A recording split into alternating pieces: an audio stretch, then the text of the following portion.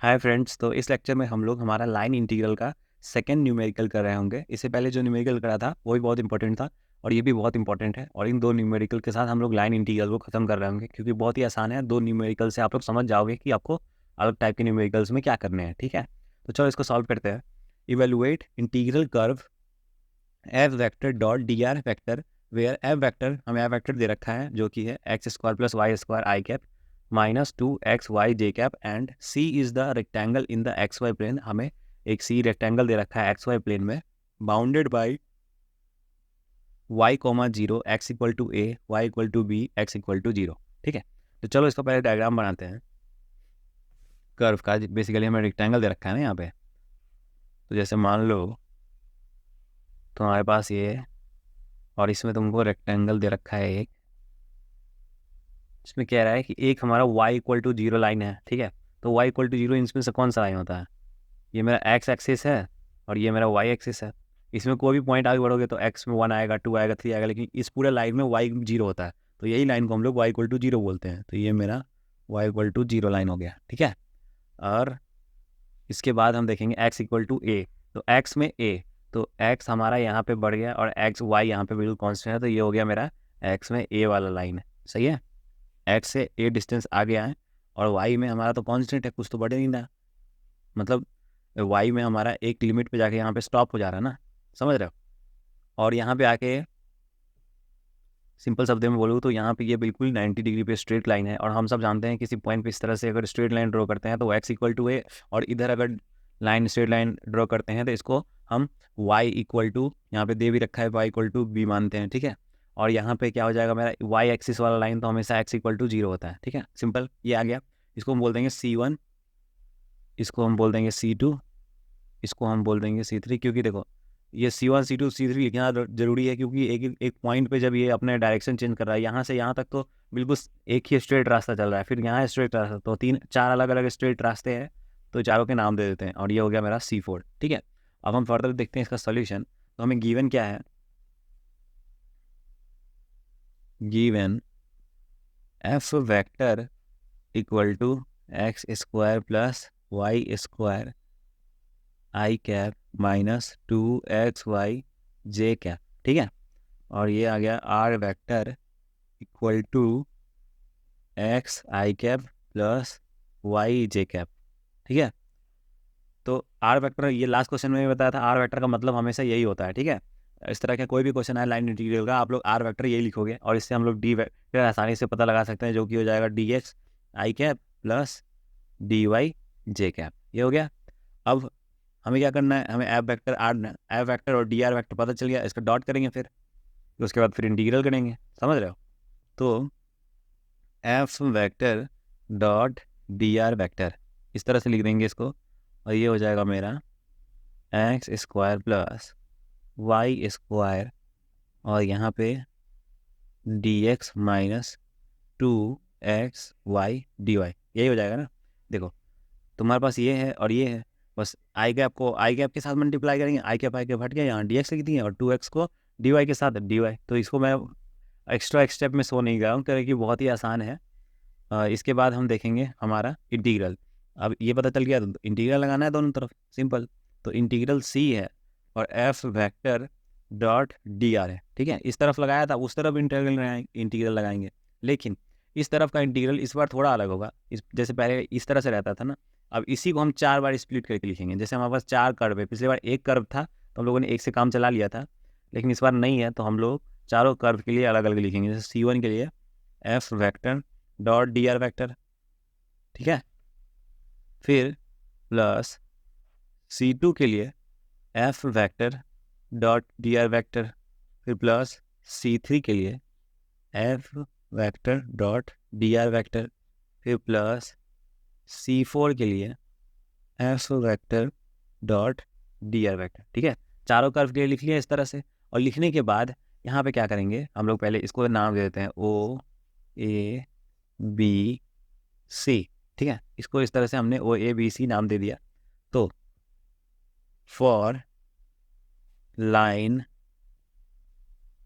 ओ ए, ठीक है, अब ओ ए लाइन के लिए क्या क्या है, यहाँ पे ओ ए लाइन में y इक्वल टू जीरो है, वही लाइन में y इक्वल टू 0 है, ठीक है, वही लाइन में y इक्वल टू 0 है।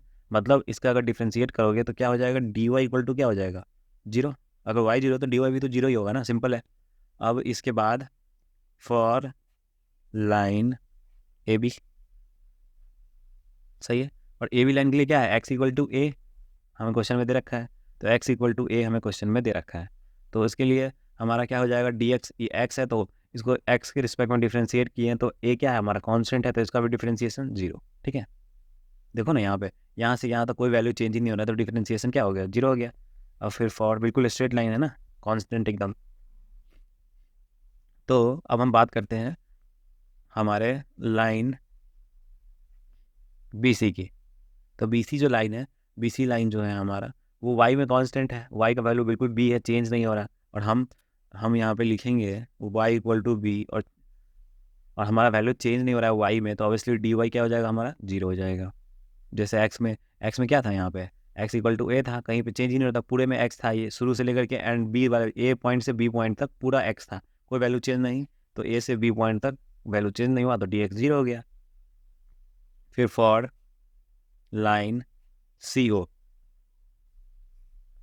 x इक्वल टू 0 पता है हमें CO लाइन के लिए, तो dx ऑब्वियसली क्या होगा, 0 होगा, ये पता लग गया।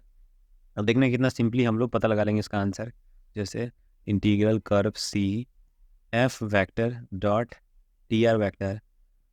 अब पहला लाइन क्या है हमारा, पहला लाइन अगर हम आते हैं तो वो हमारा 0 से क्या है, A पॉइंट तक है, ये 0 से A पॉइंट तक। तो हम यहाँ पे आ जाते हैं 0 से A पॉइंट, और हमारा 0 से A है। तो अब 0 से A मतलब O से A, O से A, तो O से O के लिए, O से A के लिए क्या है, y इक्वल टू 0 और dy इक्वल टू 0, ठीक है। तो y इक्वल टू 0 और dy इक्वल टू 0, ठीक है। और ये dy इक्वल टू 0 करने की वजह से तो ये पूरा टर्म ही गायब हो जाएगा, तो इसके बारे में बात करने का कोई मतलब नहीं है, पूरा टर्म ही 0 हो गया, dy इक्वल टू 0 हो गया। तो इसमें क्या है, इसमें हमें y इक्वल टू 0 पुट करना है OA में, तो y इक्वल टू 0 पुट करने के बाद तुम्हारे पास सिर्फ बच जाएगा x स्क्वायर और यहाँ dx, सिंपल। और फिर प्लस, और यहाँ पे तुमको दूसरा, मतलब अब हम ये कर्व C1 का हो गया, अब से कर्व C2 के लिए। अब कर्व C2 क्या है हमारा, यहाँ से स्टार्ट हो रहा है 0 से, और कहाँ पे जा रहा है, B तक जा रहा है, सही है। देखो y इक्वल टू, ये पॉइंट क्या है, y इक्वल टू 0, और ये y इक्वल टू B तक जा रहा है, तो 0 टू B, तो यहाँ पे आ जाएगा 0 टू B। और इसमें क्या है तुम्हारा, dx इक्वल टू 0 और x इक्वल टू A, तो तुम्हारा dx ही 0 हो गया, तो ये तो पूरा टर्म ही 0, ये यहाँ पे हमारा था dx 0 है सेकेंड लाइन के लिए, तो ये तो पूरा लाइन, ये तो वर्ड, ये जो हमारा है ये तो पूरा ही 0 हो गया। और इसमें x इक्वल टू क्या पुट कर दो, A पुट कर दो, तो तुम्हारे पास क्या मिल जाएगा, -2ay dy, ठीक है। सिंपली तुम्हारे पास ये मिल जाएगा तुमको। और फिर प्लस, अब इस BC लाइन की बारी। अब BC लाइन में क्या है हमें, BC लाइन, अब ये क्या है मेरा, ये मेरा है, ये A टू 0 बोल सकते हैं इसको, ये मेरा x इक्वल टू A है और वो 0 तक जा रहा है, ठीक है। तो x इक्वल टू A और 0, तो यहाँ पे हमें हमें क्या है हमारा BC लाइन, इसमें क्या है y equal to 0, y equal to B put करना है, और dy equal to 0, y equal to B, dy equal to 0, तो सेकेंड वाला टर्म तो गायब। और हमें क्या करना है इसके बाद, y equal to B put करना है, तो y की जगह B पुट कर दो, ठीक है। तो यहाँ पे x square plus B square बन जाएगा। तो from A to 0 X square plus B square बन गया, और ये हो गया dx। और फिर प्लस, अब हमें क्या करना है, हमें इस लाइन में आना है। इस लाइन में अगर तुम ध्यान से देखोगे तो y में भी और फिर 0, तो लास्ट लाइन देखते हैं, इसमें x इक्वल टू 0 और dx इक्वल टू 0 पुट करना है, ठीक है। तो dx इक्वल टू 0 पुट कर दिया तो ये 0 हो गया, और इसमें x इक्वल टू 0 किया तो ये भी 0 हो गया, मतलब लास्ट वाला टर्म तो मेरा 0 आ रहा है। सिंपली इसको लिख दिया, और लिखने के बाद अब एक सिंपल सा इंटीग्रेशन है, इसमें कुछ उतना हाई कॉन्सेप्ट नहीं है, बहुत सिंपल सा है। पावर में एक ऐड हो जाएगा x के, तो 2 + 1 3, और जो पावर में होता है वही डिवीजन में होता है, और लिमिट हमें दे रखा है 0 से A, ठीक है। और फिर प्लस, अब इसको हमें करना है, तो -2a तो क्या है हमारा, -2a तो हमारा कांस्टेंट है, तो उसको बाहर ले लेंगे, -2a को बाहर ले लिया, और बचा y, तो y की पावर में एक ऐड हो जाएगा, तो y स्क्वायर, नीचे अपॉन में 2, जो पावर में होता है वही डिवाइड में होता है, और ये 0 से B। और फिर प्लस यहाँ पे है मेरा, तो x स्क्वायर का इंटीग्रल क्या होगा, x³ अपॉन 3, और फिर प्लस B स्क्वायर कांस्टेंट है तो B स्क्वायर को वैसे ही लिख देंगे, और यहाँ पे क्या बच जाएगा 1 dx। तो 1 का इंटीग्रल क्या होता है, x होता है, और ये हो जाएगा मेरा a से 0। ठीक है, ये लिख दिया। और इसको इतना सिंपल सा इंटीग्रेशन है, बस लिमिट पुट कर देना। नीचे वाली लिमिट आपके काम का, जैसे इसमें और इसमें तो नीचे वाला इंटीग्रल आपके काम का है ही नहीं, क्योंकि बस आपको a पुट करना है, 0 पुट करोगे तो वैसे ही 0 आएगा। यहाँ पे ऊपर वाला काम का नहीं है और नीचे वाला काम का है। a पुट करके आप लोग सिंपली आप लोग अपना आंसर निकालोगे तो आपको आपका आंसर मिल जाएगा 2 - 2ab²। यही आपका आंसर होगा। ठीक है, आई होप कि आप लोगों को लाइन इंटीग्रल अच्छे समझ में आया हो। आज के लिए इतना ही। Thank you.